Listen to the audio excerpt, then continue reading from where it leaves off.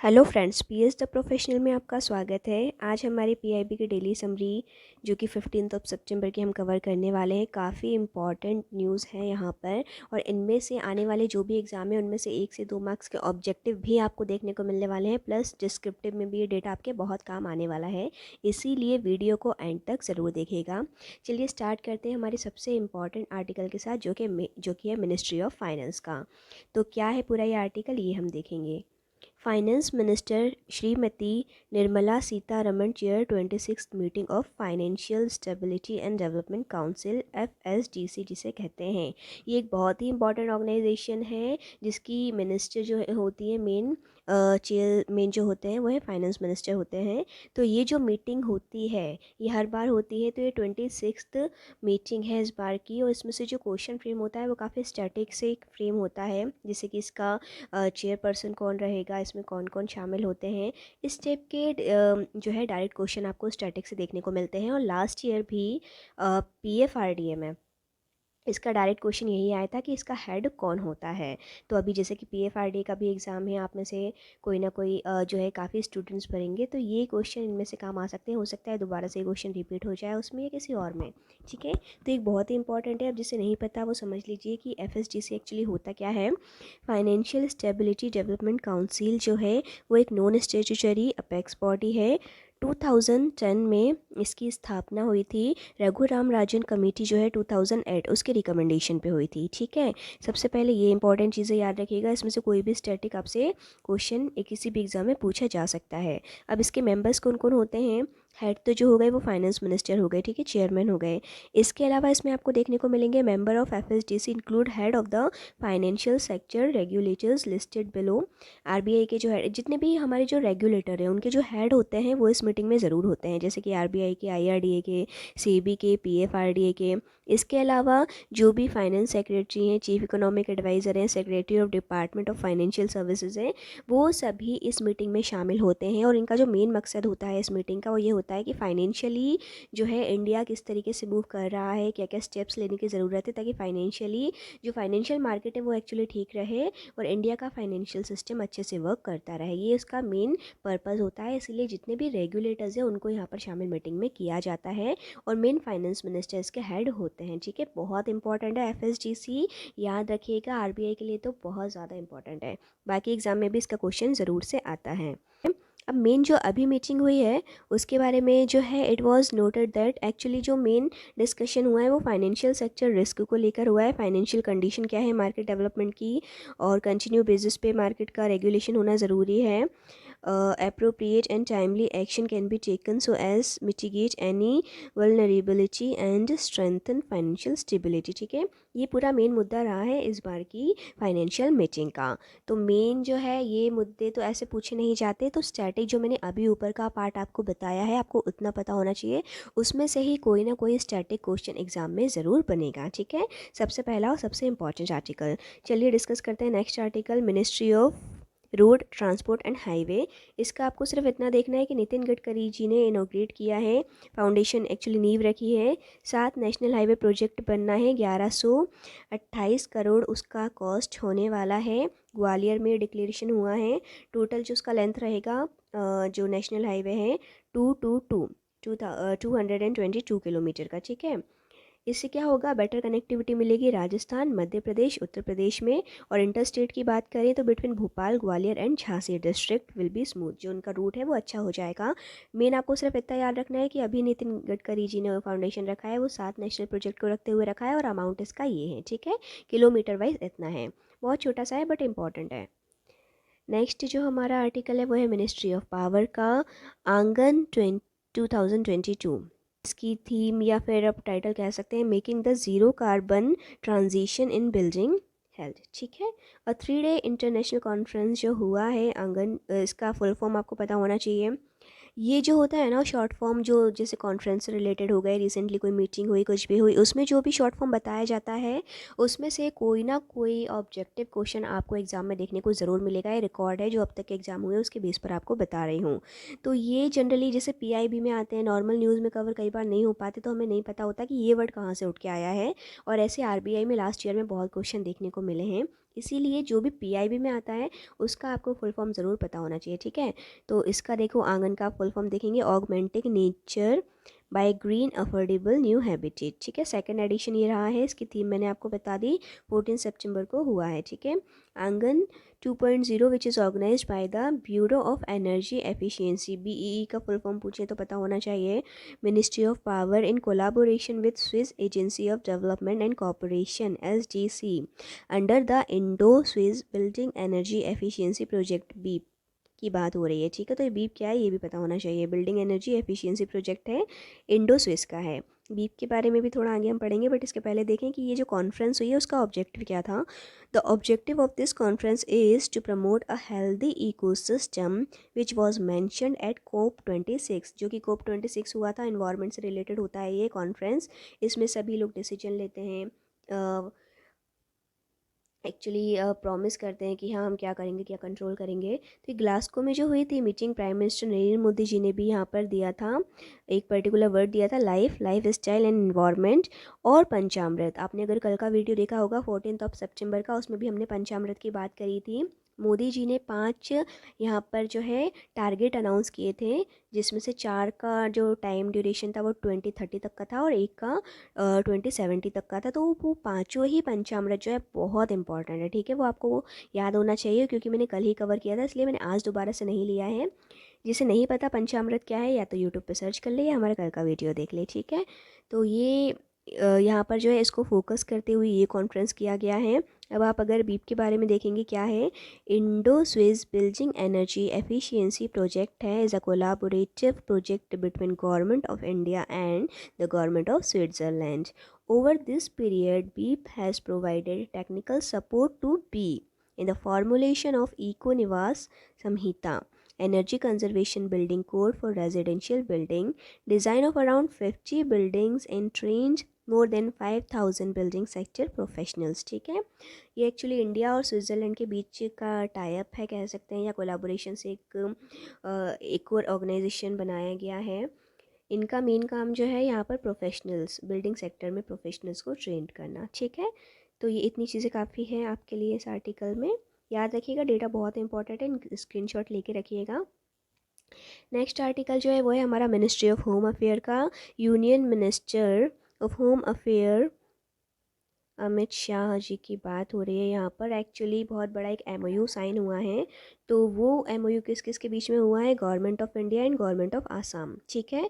क्यों हुआ है, एज आदिवासी ग्रुप के लिए, न्यू दिल्ली में ये हुआ है। Agreement will prove the another important milestone in direction of making north east extreme free by 2025। जो नॉर्थ ईस्ट एरिया है एक्चुअली, तो वहाँ पर जो है उन्हें फ्री करना है एक्चुअली, ठीक है, 2025 तक। The agreement was signed to end decade old crisis, Adivasis को लेकर एक्चुअली वहाँ क्राइसिस चल रहे हैं, जो टी वर्कर्स हैं वहाँ पे बहुत ज़्यादा टी जैसे कि होती है, उनको लेके जो भी क्राइसिस चल रहे हैं उनका ये मैटर शॉर्ट आउट करना है, ये इनका मेन टारगेट है। स्पेशल डेवलपमेंट पैकेज इसके लिए अनाउंस किया गया है 1000 करोड़ का, जिसमें से 500 गवर्नमेंट ऑफ इंडिया में लाएगी एंड 500 गवर्नमेंट ऑफ आसाम में लाएगी, ठीक है। इस पूरे आर्टिकल में से आपको क्या क्या रखना है, सबसे पहले कि जो रिसेंटली एमओयू साइन हुआ है वो किस किस का हुआ है, गवर्नमेंट ऑफ इंडिया और गवर्नमेंट ऑफ आसाम का, ठीक है। इनका जो टारगेट है इसके लिए 2025 का है। जो बजट हुआ है इसमें पैकेज अनाउंस हुआ है वो 1000 करोड़ का है, और दोनों स्टेट, सेंट्रल और स्टेट दोनों 500 मिलाएंगी। टोटल पीरियड ये 5 ईयर के लिए है, ठीक है। Infrastructure development in village and Adivasi population के लिए, मेनली आदिवासी उनके डेवलपमेंट के लिए ये हुआ है, ठीक है। तो इतनी चीज़ें इसमें याद रखिएगा, इंपॉर्टेंट है। नेक्स्ट हमारा जो आर्टिकल है वो है ministry of electronic and IT का। देखिए थोड़ा फास्ट वीडियो को ले जाती हूँ, अगर आपको लगे कि कुछ चीज़ें स्किप हो रही हैं, नहीं समझ में आ रही हैं, तो प्लीज़ कमेंट्स में ज़रूर बता दीजिएगा, क्योंकि वीडियो जब लंबा होता है तो जनरली देखा है कि कोई भी नहीं देखता है या आगे बढ़ जाता है, बीच में ही स्किप कर देता है, तो वो ठीक नहीं होता है। इसीलिए कोशिश मैं यही करती हूँ कि वीडियो को छोटा रखूँ, लेकिन इंपॉर्टेंट है, इतनी सारी चीज़ें हो जाती हैं कि वीडियो लंबा खींच ही जाता है, ठीक है। अगर आपको ऐसा कुछ भी लगे तो कमेंट सेक्शन में ज़रूर बता दीजिएगा, और अगर वीडियो लंबा हो जाता है तो वो आपके फ़ायदे के लिए, ये वीडियो प्लीज़ ज़रूर देखिए, क्योंकि पीआईबी है, एग्ज़ाम देते देते आपको समझ में आएगा कि पीआईबी कितना इंपॉर्टेंट होता है। अगर आप इसे अभी अवॉइड करेंगे तो एग्ज़ाम आपको अवॉइड कर देगा, ठीक है। तो नेक्स्ट जो है आर्टिकल हमारा वो है ministry of electronic and IT का। The minister of state for Electronic and Information Technology, Shri Rajiv Chandrasekhar, will visit India's first lithium cell manufacturing facility at Tirupati Andhra Pradesh. सबसे इम्पॉर्टेंट यहाँ पर सबसे पहले आपको ये याद रखना है कि इंडिया का फर्स्ट है, तो ऑब्वियसली इम्पॉर्टेंट है। लिथियम सेल मैन्युफैक्चरिंग है, कहाँ पर बना है ये? फर्स्ट तिरुपति आंध्र प्रदेश में, ठीक है। अब इसको जो है यहाँ पर ये इनोग्रेट करने वाले हैं कौन? हमारे इलेक्ट्रॉनिक एंड इंफॉर्मेशन टेक्नोलॉजी की जो मिनिस्टर हैं, ठीक है।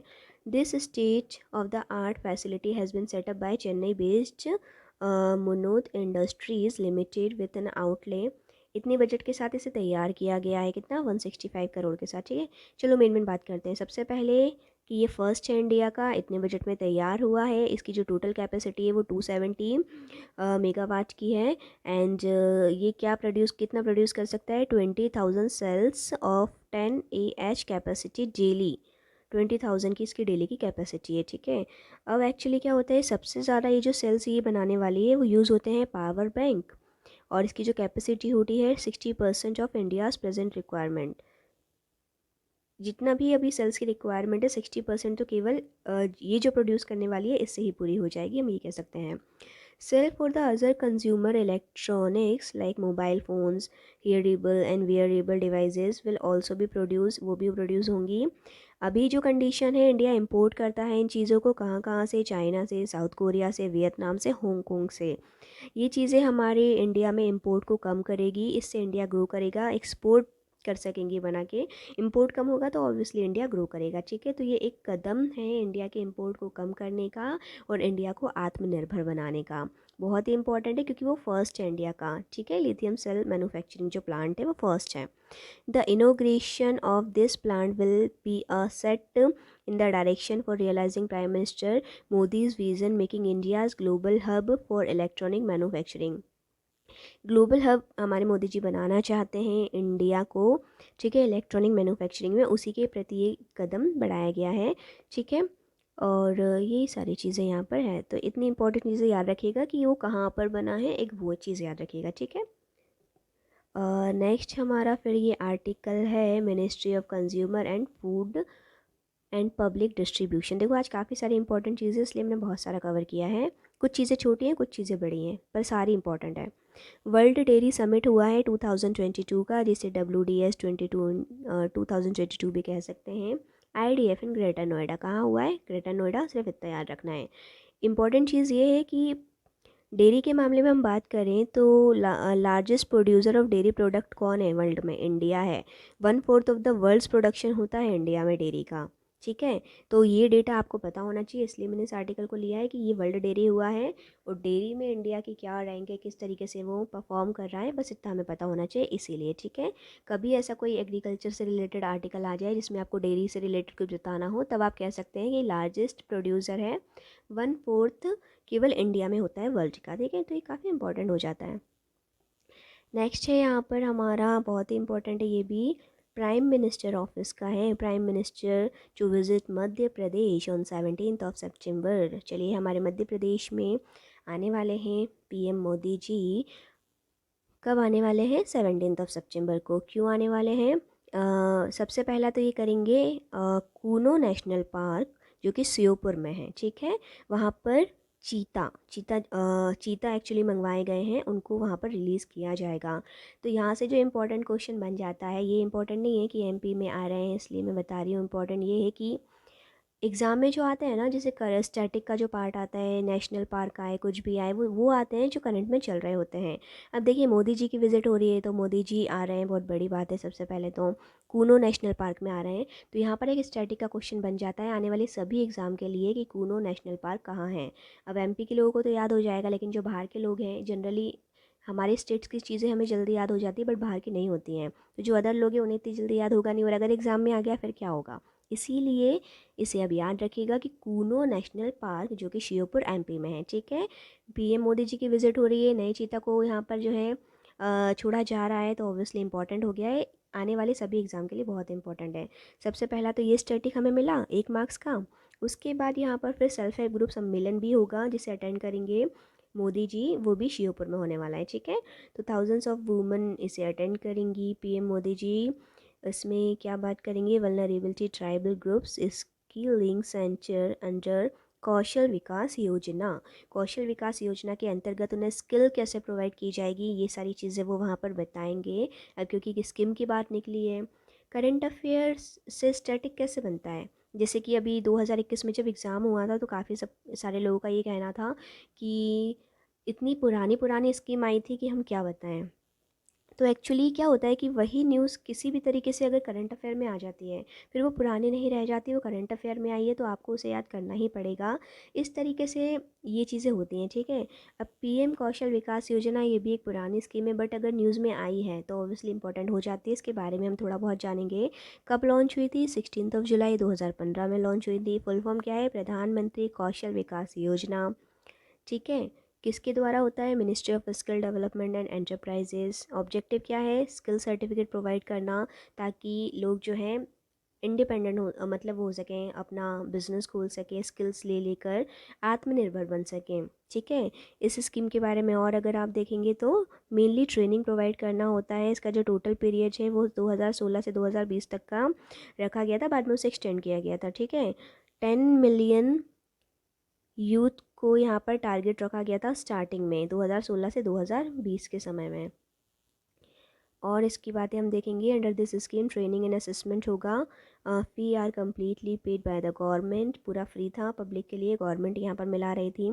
एलिजिबिलिटी क्या है, एनी कैंडिडेट इंडियन नेशनलिटी के हों, अनएम्प्लॉयमेंट हो, जो भी अनएम्प्लॉयड हैं, कॉलेज में हैं, कॉलेज स्कूल ड्रॉप आउट है, उन सभी के लिए था, ठीक है। फंड एलोकेशन कितना हुआ था, 12,000 करोड़ हुआ था, ठीक है, इस टाइम की ड्यूरेशन के लिए। उसके बाद वो एक्सटेंड हुआ। अब यहाँ पर जो है तीन उसमें फ़ेज़ में ये हो चुकी है। अभी जो PMKVY 3 चल रहा है उसके बारे में थोड़ी सी बातें बताई जा रही हैं कि skill India mission PMKVY 3.0 envisages training of 8 lakh candidate over a scheme period of 2020 to 2021। द 7 to 9 प्रधानमंत्री कौशल विकास केंद्र यहाँ पर डेवलप किए जाएंगे। 200 से ज़्यादा ITI बनाए जाएंगे। लर्निंग गेन्ड 1 और 2 में क्या किया गया था, उनकी सफलता को देखते हुए 3 के लिए डिसीजन लिया गया था, ठीक है। इतनी चीज़ें केवल इसमें ये बताना चाहते हैं। तो चलिए, वीडियो काफ़ी लंबा हो चुका है इसलिए ऑलरेडी मैं ज़्यादा कुछ नहीं कहूँगी, बट हाँ, PIB इंपॉर्टेंट है, उसे ज़रूर देखिए। कोशिश करिए कि पूरा वीडियो देख सकें। आज आप PIB को जितना स्ट्रॉन्ग करके चलेंगे, RBI में आपके सिलेक्शन के उतने ज़्यादा ही चांस बढ़ेंगे, और बाकी अदर एग्ज़ाम में भी। Thank you for watching my video.